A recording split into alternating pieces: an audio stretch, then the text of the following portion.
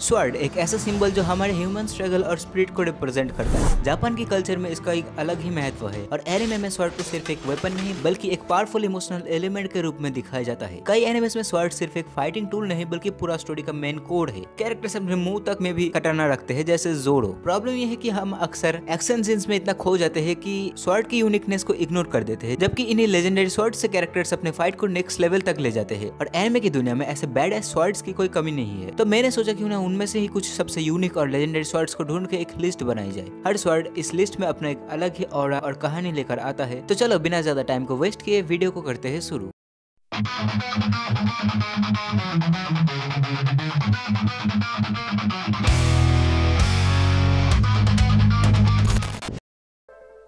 Number 7 में है जानतो नामाकुरा from कातानागातारी anime. देखो भाई, कातानागातारी एक ऐसा एनिमे है जिसको देखने से रियल वॉचर्स बच के निकल जाते हैं, क्योंकि यहाँ 2 मिनट का एक्शन नहीं है, फुल 12 स्वॉर्ड्स का एक शानदार सफर है। हर स्वॉर्ड अपने अपने अलग एबिलिटीज के साथ आती है और उनमें से ही एक है नामाकुरा। पहली नजर में ये एक नॉर्मल कटाना लगता है, बिल्कुल जैसे गली के दुकान में मिल जाएगा, लेकिन भाई इसका सीन कुछ और ही है। सिंपल लगने के बावजूद नामाकुरा की ब्लेड इतनी तेज है कि लिटरली कुछ भी काट सकती है। और जब मैं कहता हूँ कुछ भी, तो मतलब कुछ भी। और अगर ऊपर से इस स्वॉर्ड को खून से कोट कर दो तो इसकी स्पीड और भी बीस्ट मोड में चली जाती है। एनिमे में इस स्वॉर्ड को ज्यादा स्क्रीन टाइम नहीं मिला बाकी स्वॉर्ड के मुकाबले, लेकिन उसके बावजूद भी सभी लोग इसकी यूनिकनेस को समझ सकते हैं, जो इसे एक ऑरा कैरिंग स्वॉर्ड बना देती है।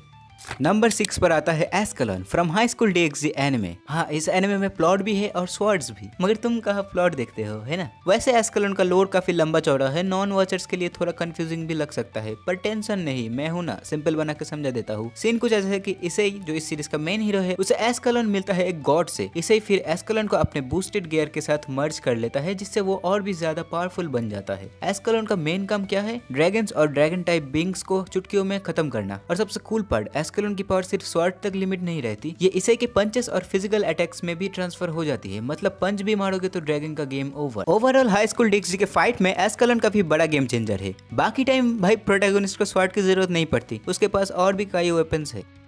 नंबर 5 पर आती है मुरासामे फ्रॉम आकामेगा किल। मुरासामे एक ऐसी कर्स्ड स्वॉर्ड है जो सिर्फ एक कट में कहानी खत्म कर सकती है। बस ब्लेड स्किन को टच करे और तुरंत एक पॉइजनस कर्स फैल जाती है, कुछ ही सेकंड्स में विक्टिम का हार्ट बंद। इतना डेंजरस स्वॉर्ड है कि आकामे जो इसका यूजर है उसको भी इसे हैंडल करते वक्त ग्लव्स पहनने पड़ते थे। और हाँ, और एक क्रेजी बात, अगर किसी तरह बचाना है तो कट होने के तुरंत बाद इफेक्टेड एरिया को काटना पड़ेगा, नहीं तो टाटा बाय बाय। अब बात करते हैं इसके ट्रम्प कार्ड की। बेसिकली आकामेगा किल एनिमे में सभी रेलिक यूजर के पास अपना एक सीक्रेट मूव होता है जिसे ट्रम्प कार्ड कहते हैं, और मुरासामे का ट्रम्प कार्ड भी काफी सैवेज है। इसे एक्टिवेट करने के लिए खुद को स्वॉर्ड से कट करना पड़ता है और कर्स को रेजिस्ट करना पड़ता है। फिर एक डार्क ऑरा यूजर की बॉडी को कवर कर लेता है, रेड मार्क्स पूरी बॉडी में फैल जाती है और स्ट्रेंथ और स्पीड का एक नेक्स्ट लेवल बूस्ट मिलता है। लेकिन प्राइस भी है, बॉडी हमेशा हैवी फील करता है और पेन वो तो कभी नहीं छोड़ता। इस लाइक तुम्हें पावर तो मिलेगा, मगर हर महीने दर्द का EMI चुकाना पड़ेगा जिंदगी भर। मगर पता नहीं आकामे इसे कैसे रेजिस्ट कर लेता है एनिमे में।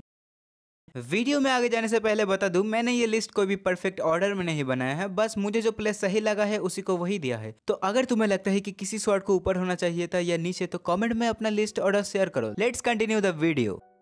नंबर 4 पर आता है तेसाइगा फ्रॉम इनुयासा। तेसाइगा को शोनेन एनिमे हिस्ट्री का मोस्ट फेवरेट स्वॉर्ड में से एक माना जाता है, और ऑब्वियसली ये स्वॉर्ड इनुयासा को उसके फादर से मिला था। शुरू में ये एक सिंपल काटाना जैसा लगता है, लेकिन जैसे जैसे स्टोरी आगे बढ़ती है तेसाइगा इवॉल्व होता है और इवेंचुअली एक जायंट फैंग फ्रॉम में ट्रांसफॉर्म हो जाता है। नॉर्मल फ्रॉम में भी तेसाइगा काफी बैडस है। इस फ्रॉम में एक नॉर्मल ह्यूमन भी इसे यूज करके योकाई से अपनी प्रोटेक्शन कर सकता है, लेकिन जब तेसाइगा अपने ट्रू फॉर्म में आता है तो सीन कुछ अलग लेवल का होता है। सिर्फ एक वाइंड स्कर्व अटैक से ही लिटरली कट के रख दिए जाते हैं, और आगे जाके इस स्वॉर्ड्स में और भी काफी लेजेंडरी पावर्स अनलॉक होती है, लेकिन वो सब डिटेल में कवर करने के लिए शायद एक अलग से वीडियो बनाना पड़ेगा। तो अगर चाहते हो कि तेसाइगा पर एक फुल डिटेल्ड वीडियो बनाऊं तो कमेंट में जरूर बताना, मैं एक यूट्यूब शॉर्ट बना दूंगा।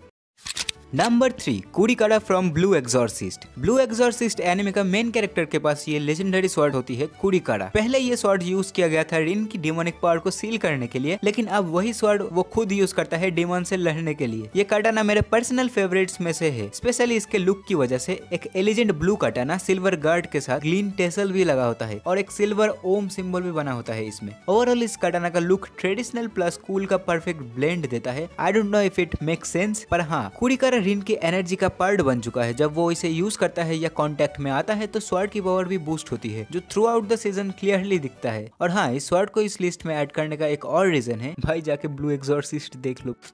Number 2, Yoru from One Piece. Yoru One Piece anime का सबसे आइकॉनिक स्वर्ड्स में से एक है और ये सबसे पावरफुल स्वर्ड्समैन मिवक के पास है। अपीयरेंस में ये क्रॉस शेप जैसा दिखता है जिसका लेंथ 2 मीटर से भी ज्यादा है। मिवक खुद 6 फीट 6 का है और उसके बावजूद भी ये स्वर्ड बहुत बड़ी लगती है। एक बार तो मिवक इसे यूज करके आइसबर्ग को बटर की तरह काट देता है। योरू सिर्फ एक स्वर्ड नहीं, ये ब्लेड मिवक का विल पावर और स्किल का प्रूफ है। मिवक इसे अपनी बॉडी का एक्सटेंशन मानता है और इसके बारे में कई सारे थ्योरीज भी बने हैं। ओवरऑल योरू परफेक्शन का एक डेफिनेशन है, पावर, एलिगेंस और मिस्ट्री का कॉम्बो, पर उसके बावजूद नंबर 2 पर रखा है इसे, क्योंकि नंबर 1 पर आता है एक ऐसा स्वॉर्ड जिसको शो में थोड़ा स्टेबल दिखाया गया है मगर असल में ये सबसे खास है। नहीं, डिमन स्लेयर का कोई निशिरिन ब्लेड नहीं है। नंबर 1 पर है गिनतोकी का तोयाको बोकुतो। अब गिंतमा तो सबने देखा होगा, है ना। तोयाको बोकुतो गिंतमा एनिमे का आइकॉनिक वेपन है, एक सिंपल वुडन स्वॉर्ड जो गिंतोकी अपने मेन वेपन के तौर पर यूज करता है। इस बोकुतो पर लेक तोया लिखा होता है और गिंतोकी कहता है कि उसने ये अपने स्कूल ट्रिप पे लेक तोया से खरीदा था। लेकिन ये कोई नॉर्मल वुडन स्वॉर्ड नहीं है, ये बना है एक स्टार स्मैशर से, एक दूसरे प्लेनेट के 10,000 साल पुराने ट्री से, और इतना पावरफुल है कि ऑलमोस्ट कुछ भी काट सकता है। फिर भी सीरीज में कई बार ये स्वॉर्ड टूट जाता है और जब ये टूट जाता है तो गिंतोकी बस एक नया बोकुतो ऑर्डर कर लेता है टीवी शॉपिंग से, जैसे कुछ हुआ ही नहीं। गिंतमा एक कॉमेडी सीरीज है, इसलिए तोयाको बोकुतो के ओरिजिन के बारे में कभी क्लियर एक्सप्लेनेशन नहीं दिया गया और शायद गिंतोकी का स्टार स्मैशर वाला क्लेम भी बस एक मजाक ही था। लेकिन यही चीज इस स्वॉर्ड को और भी खास बनाती है, एक सिंपल वुडन स्वॉर्ड बिना किसी लेजेंडरी ऑर्डर के, और फिर भी गिंतोकी से बड़े बड़े काम करता है। अगर तुम इसे फिलोसॉफिकल नजरिए से देखो तो तोयाको बोकुतो हमें ये सिखाता है कि असली पावर स्वॉर्ड में नहीं होती, पावर होती है उस वॉरियर में जो स्वॉर्ड को पकड़ता है। चाहे हाथ में एक सिंपल वुडन स्वॉर्ड हो, अगर जज्बा और स्किल हो तो कोई भी माउंटेन गिराया जा सकता है। और सिर्फ यही स्वॉर्ड नहीं बल्कि सारे स्वॉर्ड्स हमें यही सिखाती है। और इसी के साथ साथ खत्म होता है हमारा ये जर्नी लेजेंडरी स्वॉर्ड्स के साथ। कौन सा स्वॉर्ड तुम्हारा फेवरेट है नीचे जरूर बताना, और वीडियो पसंद आया हो तो एक छोटा सा लाइक और सब्सक्राइब कर देना, वरना मैं रीडो ऑफ हीलर की एमसी को भेज दूंगा उसके स्वॉर्ड के साथ। और हाँ, ऐसे कई सारे स्वॉर्ड्स है जिन्हें एक वीडियो में अच्छे से एक्सप्लेन करना पॉसिबल नहीं है, तो अगर तुम्हें स्वॉर्ड्स पर एक और वीडियो चाहिए तो कमेंट करना, मैं जरूर बनाऊंगा। इस वीडियो को ये पर रैप अप करते हैं और मिलते हैं एक नए वीडियो में, तब तक के लिए stay curious, stay sharp, bye bye.